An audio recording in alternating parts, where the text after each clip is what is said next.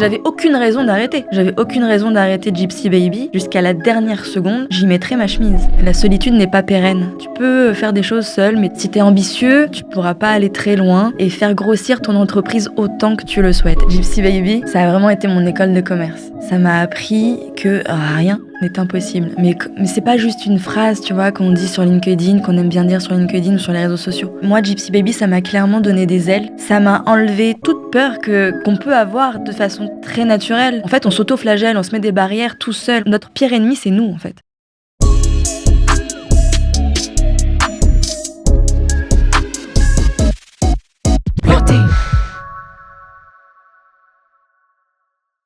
Bonjour, je suis Sarah Gerlicher, je suis la fondatrice de Gypsy Baby, la première start-up qui aide les familles à voyager avec des enfants en bas âge. Alors Gypsy Baby a été créée en 2018, mais il y a un cheminement avant cette création. Effectivement, moi j'ai toujours été salariée pendant plus de 7 ans dans une agence de relations presse où ça se passait très bien.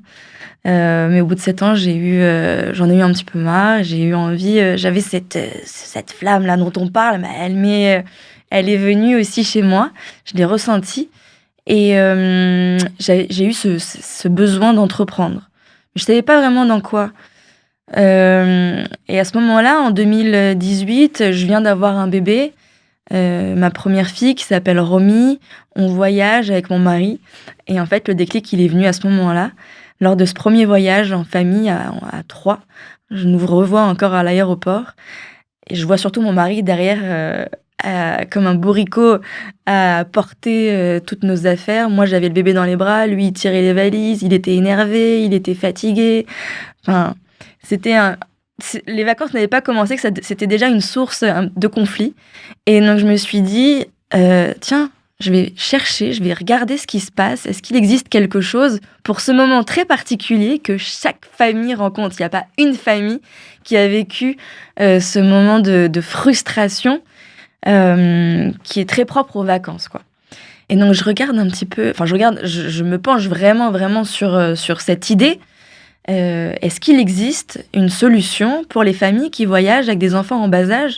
Alors, il existe des boîtes, surtout dans les grandes capitales européennes, qui te louent de l'équipement lourd, des sièges auto, des poussettes, ce genre de produits. Je me suis dit, mais moi, je veux pas faire ça, en fait. Moi, c'est tout le reste qui m'intéresse.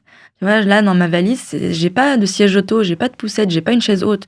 Par contre, j'ai des couches qui me prennent une valise entière, j'ai des petits pots, j'ai des produits de santé pour ma fille pour les 2 prochaines semaines, et ça me prend une valise entière, quoi.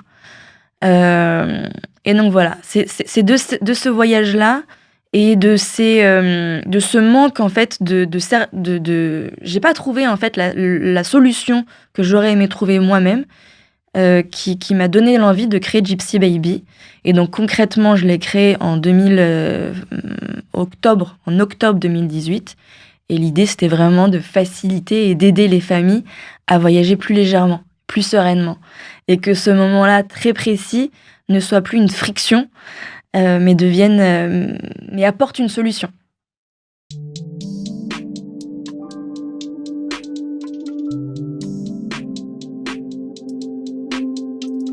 Je crée Gypsy Baby en octobre 2018 et une chose importante que j'aimerais souligner, c'est que je suis partie dans des conditions extraordinaires qui m'ont permis de toucher le chômage pendant 3 ans. Ce qui va faciliter la compréhension par la suite de l'histoire de Gypsy Baby. Donc je pars dans des conditions très, très favorables. Je monte la boîte.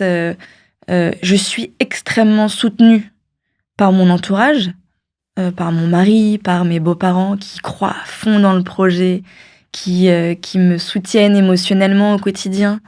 Ça, c'est vraiment...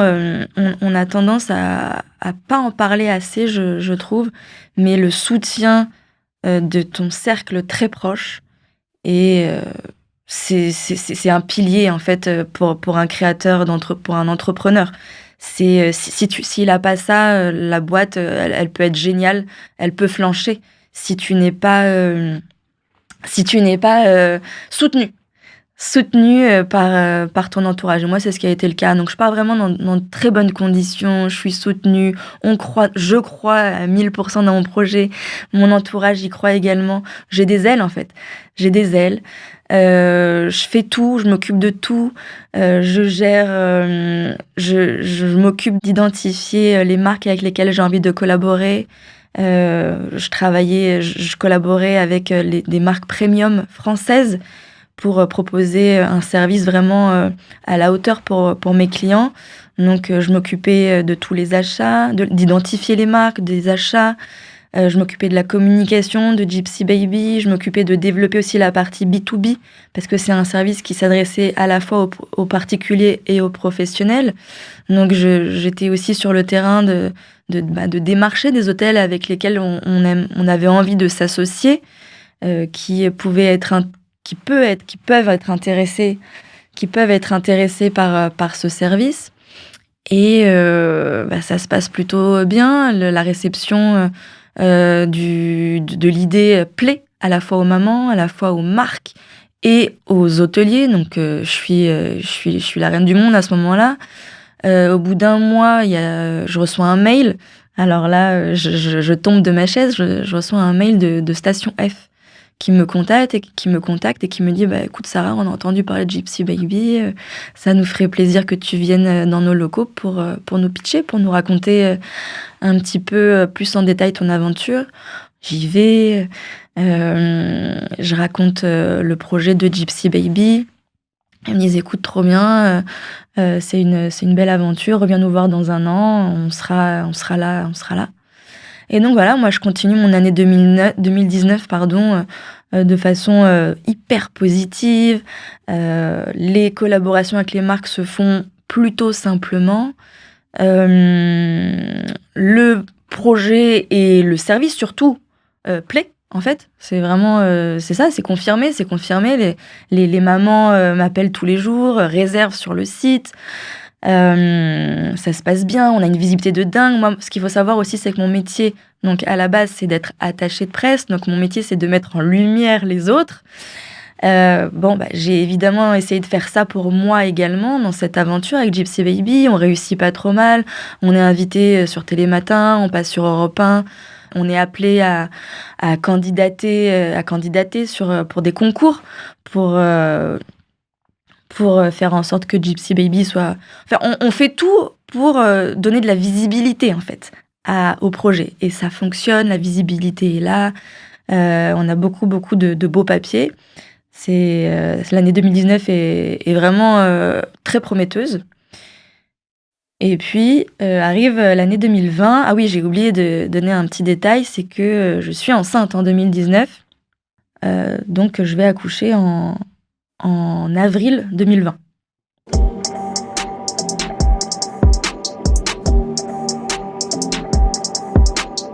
Donc 2019 est une année galvanisante. Il se passe plein de choses. Je suis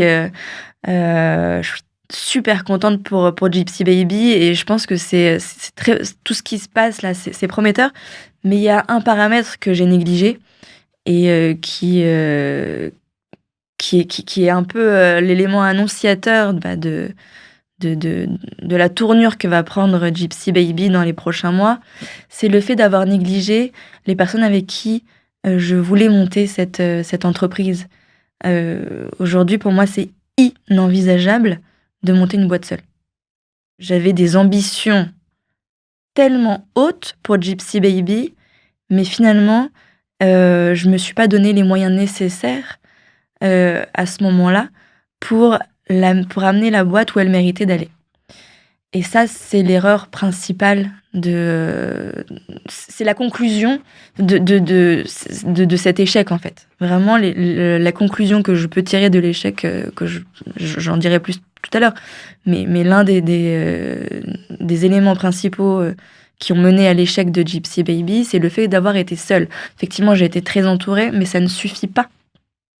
Il faut également avoir des piliers. Si c'est pas des associés, c'est au moins des salariés. Moi, j'avais ni l'un ni l'autre à mes côtés. Donc mon mari, il est bien gentil, mais c'est pas lui qui prenait les décisions au quotidien. c'est pas lui qui... J'étais vraiment seule.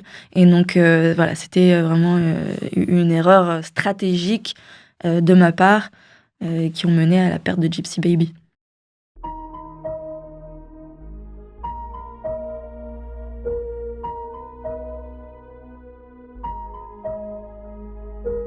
Mais on continue, je me bats pour Gypsy Baby, j'y crois, mais plus que jamais.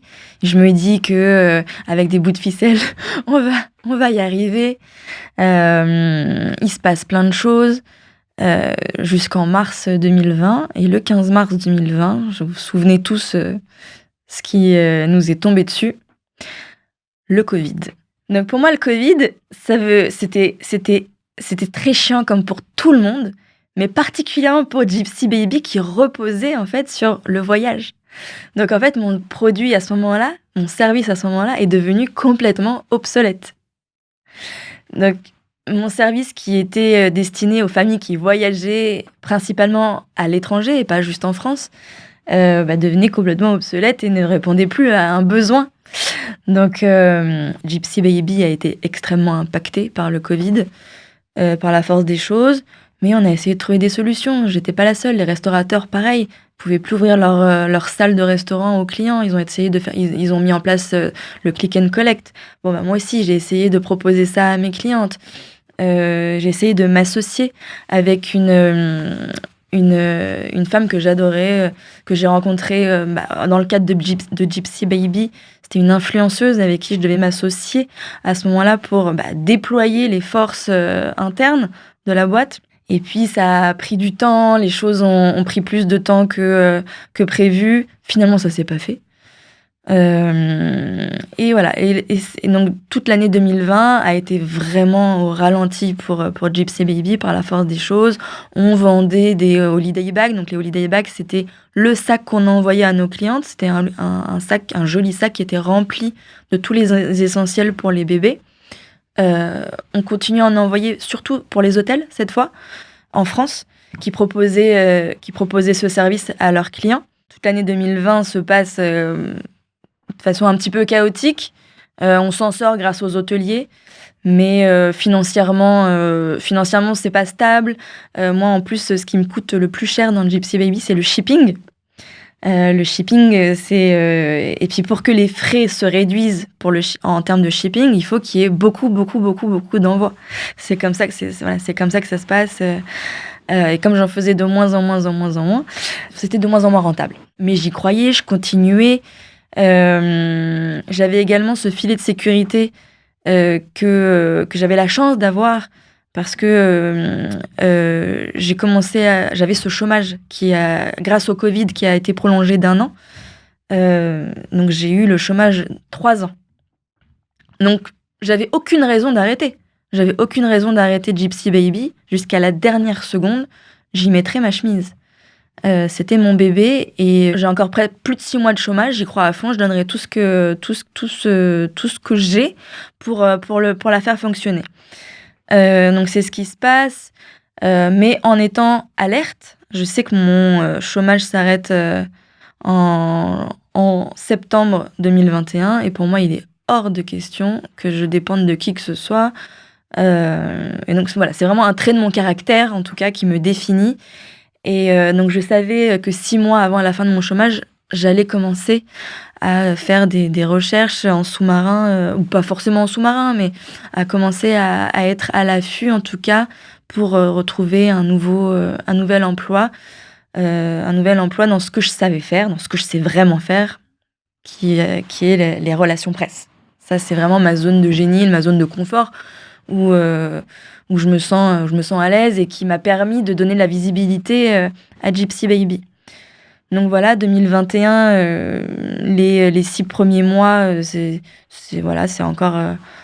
Gypsy Baby existe encore, mais je sens que la fin arrive.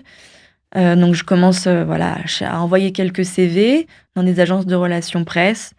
Je trouve assez rapidement un emploi, donc je sais que je vais pas avoir de soucis à la fin de ce chômage. Quand la dernière échéance arrivera, j'aurai rebondi.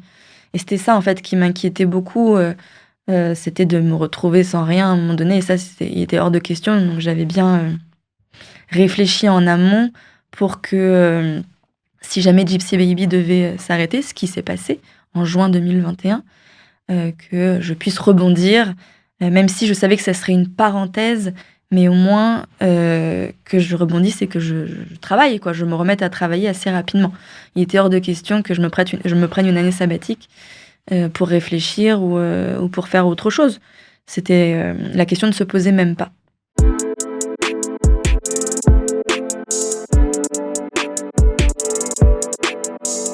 Alors, on est en juin 2021. Je ferme la boîte, je ferme Gypsy Baby. Les conclusions sont tirées. Le dernier bilan comptable est très clair. Et puis, les dernières échéances de mon chômage arrivent. Donc, je décide d'accepter l'offre dans la nouvelle agence de relations presse pour débuter en septembre. Je profite de ces quelques semaines de coupure entre Gypsy Baby et ma nouvelle carrière, de ce retour au salariat pour réfléchir. Et c'est vrai que je me pose des questions. Est-ce que l'entrepreneuriat, c'est fait pour moi ou pas du tout? J'ai eu des moments de doute qui m'ont traversée, je vais pas le cacher. Fermer une boîte, c'est pas facile. Après, j'ai licencié personne, j'ai pas perdu des millions, j'ai pas fait de levée de fonds, donc il y a pas eu d'impact dramatique sur la fermeture de Gypsy Baby, même si ça reste toujours un échec. Mais pour moi, c'est que des leçons à en tirer, en fait. Il faut de chaque échec il faut toujours essayer de trouver les leçons que tu peux apprendre de cette aventure. Pour moi, c'est mon école de commerce. Ça a été une aventure que je ne regretterai jamais. Et donc voilà, je prends ces 2 mois avant le retour au salariat de façon assez détendue. Je suis en famille, je suis entourée. Je sais que j'ai un job qui m'attend en septembre. Ça va, c'est plutôt cool. Donc j'intègre cette agence très prestigieuse de relations presse parisienne en septembre 2021. Je travaille en tant que freelance pour elle. Donc au bout de 2 ans, je quitte cette agence de relations presse qui m'a tendu la main pour être à mon compte en tant qu'auto-entrepreneur pendant presque 2 ans. Et puis là, depuis octobre 2024, voilà, cette auto-entreprise s'est transformée en entreprise parce que voilà, on cartonne en fait. Ça marche très très bien. Je suis vraiment dans ma zone où je suis le plus à l'aise. Ce que j'aime, c'est vraiment ça, c'est mettre en lumière les autres. À côté de cette entreprise, donc Sarah Garlicher Communication, j'ai monté une autre boîte là qui est toute récente. C'est mon 2e bébé, enfin même mon 4e si je prends en compte mes enfants, mes vrais enfants, qui s'appelle Smart PR. Et c'est le Tinder pour les marques. C'est la première plateforme qui permet aux marques, aux influenceurs et aux journalistes de créer du match.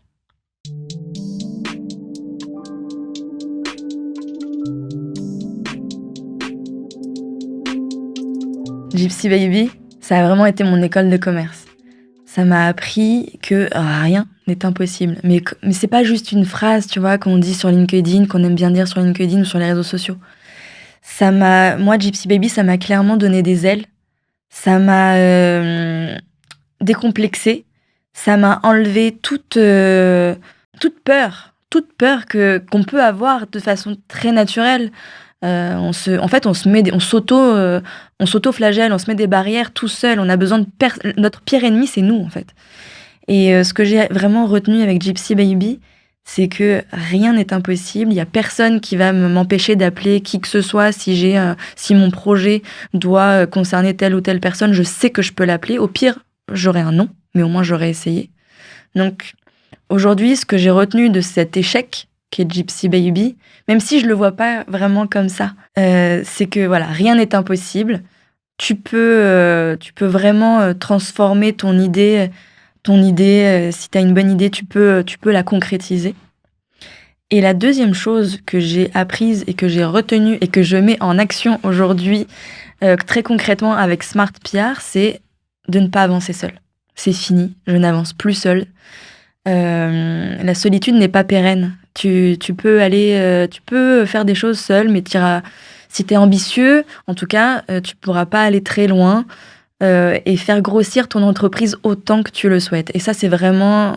ça peut aussi paraître bateau, on l'entend souvent, mais c'est tellement, tellement vrai. Tu as besoin d'être entouré. Donc aujourd'hui, avec SmartPR, j'ai 2 associés.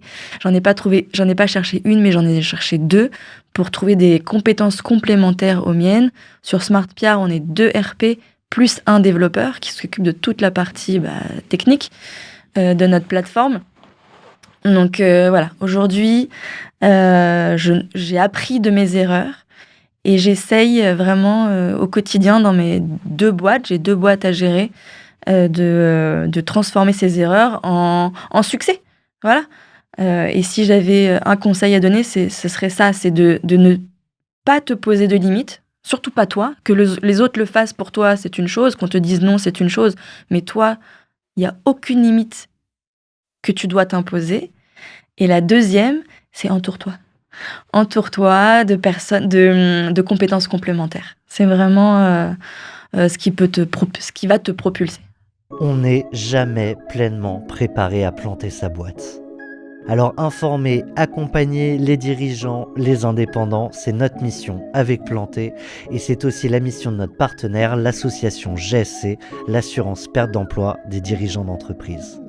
Merci donc à la GSC de nous donner les moyens de faire entendre ces témoignages en héritage à la nouvelle génération d'entrepreneurs. Au fil des épisodes, vous aurez au moins une certitude. Quand on plante, on repousse. Planté.